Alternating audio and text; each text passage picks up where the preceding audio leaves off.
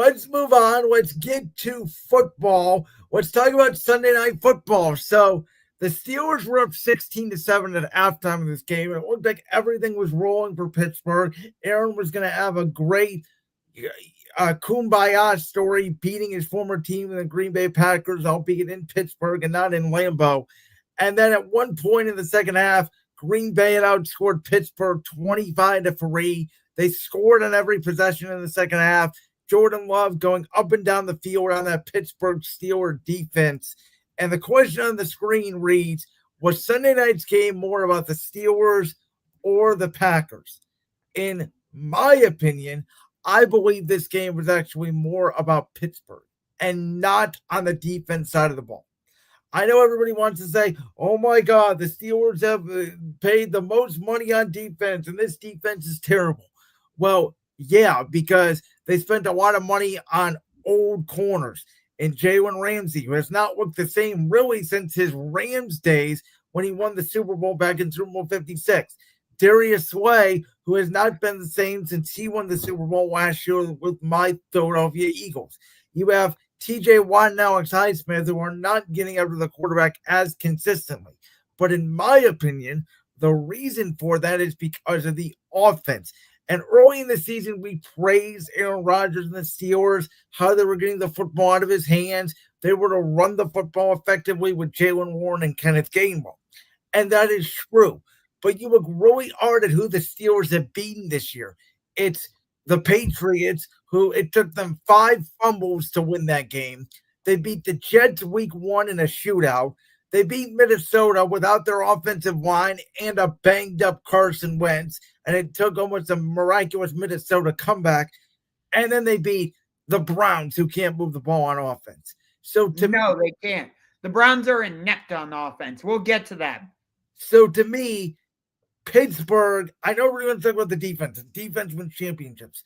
They, outside of DK Metcalf, they do not have another reliable target down the field. Pratt Freiermuth has not been the same this year. They're running a lot of 3 and 4 tight end sets. It's very unconventional. To me, I know Steelers fans don't want to hear it, but they miss George Pickens. If they add both George Pickens and DK Metcalf to stretch the defense, then I believe the offense would look different. Aaron's getting rid of the ball because it's the way the plays are designed, because they cannot go down the field. And when their offense in the second half is going 3 and out, 3 and out, 3 and out, and you add the old defense on top of it, even though they're making a lot of money, that is what's happening in Pittsburgh, because they're getting exposed by good teams the same way they've been getting exposed by good teams since the last decade, because they have not won a playoff game in about a decade. Okay, so before I directly answer the question on the screen, let me say this. Aaron Rodgers had the opportunity to join Peyton Manning, Drew Brees, Tom Brady. I'm not sure. I think there's 1 or 2 other quarterbacks who have done it, to beat all 32 teams in the NFL. And he did not do it, obviously. But so I just wanted to point that part out, which I do find interesting. I love looking at those type of stories and stuff. Those are more of the stories that attract my attention. But Montana, maybe Montana or Steve Young could be up there. Yeah, I think there's 1 or 2 other names, but I know Drew Brees has done it.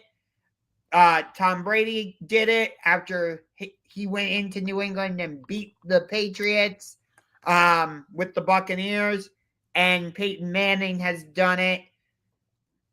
I'd have to read up and see who else has. But aside from that, for me, this game actually says more about the Packers and specifically Jordan Love, because before the season, during our prediction show, I remember somebody here saying he was going to win MVP.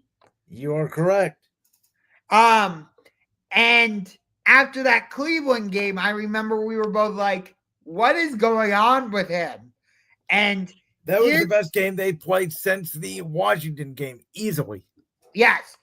And interestingly, we were like, when is the real Jordan Love going to stand up? Because we had the first two games with Detroit and Washington, and then he has that game against Cleveland where he throws a late interception. I don't know why, but it allowed the Browns to win. And he's had some mixed bad games since then. So for me, it says more about Jordan Love and the Packers because it seemed like he found his groove offensively again. They were running the ball effectively, not just with Josh Jacobs, but also with Wilson. And you saw how that benefited them defensively. Micah Parsons was living in the Steelers' backfield. They had a very strong pass rush. And the Packers, for the most part, were playing very sticky man-to-man. I know they put in a bit of zone at times, but it seemed like they were mostly playing man-to-man. And I think a lot of that, let me just add, because that was not the case in the first half. I think Green Bay went into the locker room and they made an adjustment. They said, boys, these, as I alluded to earlier, these guys cannot throw the football down the field. Let's just press man.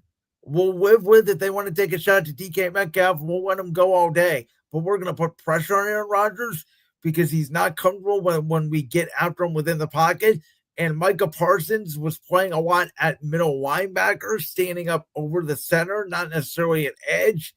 And they just took advantage of that Pittsburgh Steelers offensive line and decimated them in the second half. Do you agree with what I'm saying about the Packers offense, though? For sure. I think that Green Bay, Tucker Kraft was huge. I think the addition of bringing back Christian Watson was big, because the one thing I have yet to understand about the Packers offense this year is where the hell has their first-round wide receiver Matthew Golden been? He was almost invisible again on Sunday night. That, to me, has been the part of their offense has been missing. Maybe Christian Watson gives them that element back. But Jordan Love has these games where he is very Aaron Rodgers-esque in a way, where he has some games where he looks mid, but when he gets hot, he can get as hot as any NFL quarterback in the league. I mean, he did complete 20 straight passes, tying the record of Brett Favre for most in Packer history. Yes.